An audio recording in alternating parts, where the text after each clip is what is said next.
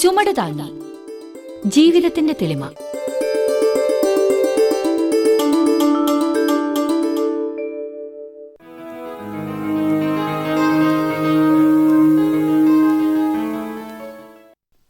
കുട്ടപ്പായി, നീ കത്രിന ചേട്ടത്തിയോട് ബ്രേക്ക്ഫാസ്റ്റിൻ്റെ കാര്യം പറഞ്ഞോ?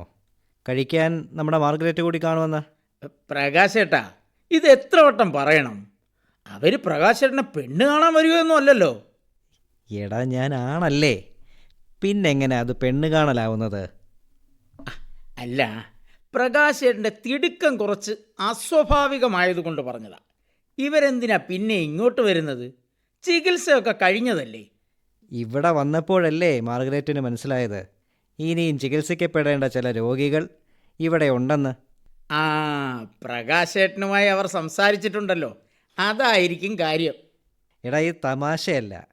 അവരെ ഈ നാട്ടിൽ താമസിക്കാൻ തീരുമാനിച്ചിരിക്കുന്നു. ഇവിടെ താമസിക്കുന്നോ? അതെ. ഓ, ഉള്ള സ്വസ്ഥത പോയി. ഞാൻ എങ്ങോട്ടെങ്കിലും പോകുക. എൻ്റെ ശത്രുക്കൾക്ക് ബലം കൂടുവാണല്ലോ ദൈവമേ. അതിന് നീയും മാർഗരറ്റും ശത്രുക്കളാണോ? ശത്രുതയൊന്നുമില്ല പ്രകാശേട്ടാ. എന്തുകൊണ്ടോ അവർക്ക് എന്നെ ഇഷ്ടമല്ല. അല്ലെങ്കിലും തമിഴ്നാട്ടിൽ വേരുള്ളവരോട് ചെറിയൊരു പുച്ഛം ഇവിടെ ഉള്ളവർക്കുണ്ടല്ലോ.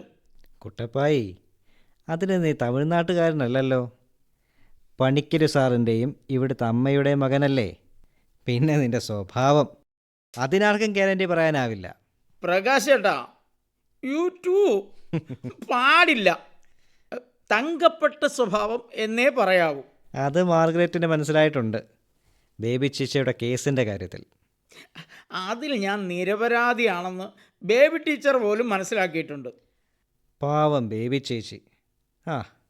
അവർക്ക് നെല്ലും പതിരും അറിയാൻ വയ്യാതായിപ്പോയി. പക്ഷേ മാർഗരറ്റിന് അറിയാം, എന്നോട് പറഞ്ഞിട്ടുണ്ട്. പിന്നെ നീ അതൊന്നും കാര്യമാക്കണ്ട, നിന്നെ ഞാൻ പ്രൊട്ടക്റ്റ് ചെയ്തോളാം. 2 ആഴ്ച കഴിയുമ്പോൾ എങ്ങോട്ട് പോകാനിരിക്കുന്ന പ്രകാശേട്ടനാ എന്നെ പ്രൊട്ടക്റ്റ് ചെയ്യുന്നത്.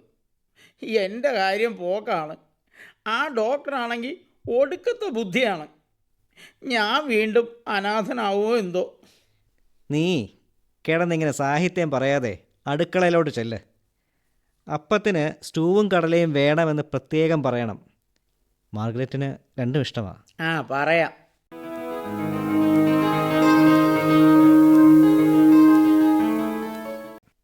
മാഗി എപ്പോഴാണ് തിരിച്ചെത്തിയത്? നമുക്ക് കുറച്ചു നേരം ഇരുന്ന് സംസാരിക്കാൻ ഇതുവരെ പറ്റിയില്ല. ഗംഗാരേട്ടൻ പോയി മാഗി കൂട്ടിക്കൊണ്ട് വരികയായിരുന്നോ? ഞാൻ പോയി വിളിച്ചു. 10ന്റെ പാസഞ്ചറിൽ വന്നു. ഹൈദ്രോസിൻ്റെ മോൻ്റെ ടാക്സിയിൽ പോയി. ഡോക്ടർക്ക് യാത്രാക്ഷീണം കാണും. ഒട്ടുമില്ല ഗംഗാരേട്ടാ. ഞാൻ ഒറ്റയടിക്കല്ല യാത്ര ചെയ്തത്. ഇടയ്ക്കൊരു ദിവസം വീട്ടിൽ പോയിട്ടാണ് വന്നത്. അല്ല, അനുവിനിപ്പോൾ എഴുത്തൊന്നുമില്ലേ? ഈയിടെ എഴുത്തൊന്നും കാണാറില്ല. റൈറ്റേഴ്സ് ബ്ലോക്ക് ആണെന്ന് തോന്നുന്നു. എഴുതാൻ തുടങ്ങുമ്പോൾ ഒരു അധൈര്യം. മുമ്പ് എഴുതിയതിനേക്കാൾ നന്നായി എഴുതാൻ പറ്റിയില്ലെങ്കിലോ എന്നൊരു തോന്നൽ. അനുക്കുഞ്ഞ് എന്തിനാ ഇങ്ങനൊരു പ്രയാസം? എഴുതിയ 4 നോവലുകളും നാട്ടിലെ കുട്ടികൾ വരെ വായിക്കുന്നുണ്ട്. പിന്നെന്താ കുഞ്ഞേ? ഇത് എനിക്ക് സ്കോപ്പുള്ള വിഷയമാണ്. മിക്ക എഴുത്തുകാർക്കും ഇതേ അനുഭവം ഉണ്ടനു. കുറച്ച് കഴിയുമ്പോൾ തനിയെ മാറും. വല്ലാതെ പെർഫെക്ഷൻ ആഗ്രഹിച്ചാലും ഇതുണ്ടാവാറുണ്ട്. ശരിയായിരിക്കും മാഗി. എനിക്ക് മാഗിയുടെ സഹായം വേണം. ഡോക്ടറുടെ കയ്യിൽ എന്തോ മാജിക് ഉണ്ട്. ബേബിയെ എങ്ങനെ മാറ്റിയെടുത്തുവെന്ന് എനിക്ക് പോലും അറിയില്ല. അതിലൊട്ടും അത്ഭുതമില്ല ഗംഗാരേട്ടാ. ഞാൻ പഠിച്ചത് പ്രയോഗിക്കുന്നു. പിന്നെ എൻ്റെ ചില പൊടിക്കൈകളും. ദേ, ബേബി ചേച്ചി വരുന്നു. ഗംഗാരേട്ടനെ അന്വേഷിച്ച് വരുന്നതായിരിക്കും. അല്ല, അനുവിനെ കാണാൻ തന്നെ വന്നതാ. അയ്യോ, ഇതാര്? ഡോക്ടറോ? ഡോക്ടർ എന്നാ വന്നത്? ദേ ഇപ്പം വന്നതേ ഉള്ളൂ ബേബി ചേച്ചി. ഗംഗാരേട്ടനാ കൂട്ടിക്കൊണ്ട് വന്നത്. നിന്നോട് പറയാൻ പറ്റിയില്ല ബേബി. ഡോക്ടറുടെ ടെലിഗ്രാം വന്നപ്പോൾ തന്നെ പ്രകാശ് എനിക്ക് ആളെ അയച്ചു. ഞാൻ ബാങ്കിൽ നിന്ന് നേരെ പോവുകയായിരുന്നു. പ്രകാശേട്ടന് ചിലപ്പോൾ ഒന്ന് ഡൽഹി വരെ പോകേണ്ടി വരും. അതറിഞ്ഞായിരുന്നോ? ഇല്ലല്ലോ അനു. അപ്പോൾ ഇവിടുത്തെ കാര്യങ്ങളൊക്കെ ആര് നോക്കും? അതിനൊരു സംവിധാനം കാണില്ലേ? ട്രസ്റ്റിൻ്റെ നിയമാവലിയിൽ പറഞ്ഞിട്ടുണ്ടാവും.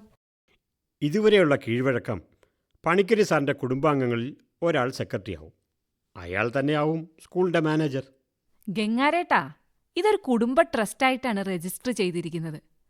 ഇതിന്റെ ബൈലോ മാറ്റാനിരിക്കുകയായിരുന്നു അച്ഛൻ. അപ്പോഴാ ബാംഗ്ലൂരിലേക്ക് പോകേണ്ടി വന്നത്. സാർ ഇക്കാര്യം എന്നോട് പറഞ്ഞിരുന്നു. ട്രസ്റ്റ് വിപുലമാക്കണമെന്ന് സാർ ആഗ്രഹിച്ചിരുന്നു. ആ, അത് ഇനിയും ആകാലോ. ഒട്ടും വൈകിയിട്ടില്ല. തൽക്കാലം അനുവിന് ചുമതലയേൽക്കാമല്ലോ. അതല്ലാതെ വേറെ മാർഗമില്ലല്ലോ. പ്രകാശ് എത്രയും വേഗം തിരിച്ചു വരട്ടെ. പ്രകാശ് കൃത്യമായും ഭംഗിയായും കാര്യങ്ങൾ നടത്തി. അതെന്താ? ഞാൻ കാര്യങ്ങൾ ചെയ്താൽ ശരിയാവില്ലേ? ബേബി ചേച്ചി പറയട്ടെ. പ്രകാശും അനുവും എനിക്കൊരുപോലെയാ. ഹാ, ഇതാണ് ഡിപ്ലോമസി. ആർക്കും വേണ്ട പിണക്കം. ഇതുവരെ അനേകം പ്രശ്നങ്ങൾക്ക് നടുവിലും കാര്യങ്ങൾ ഭംഗിയായിപ്പോയി. ഇനിയും അങ്ങനെ തന്നെ ആയിരിക്കും. നല്ലത് വരും, തീർച്ച.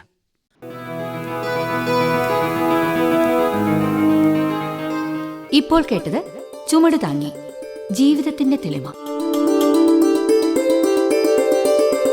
രചന ശ്രീകുമാർ മുഖത്തല.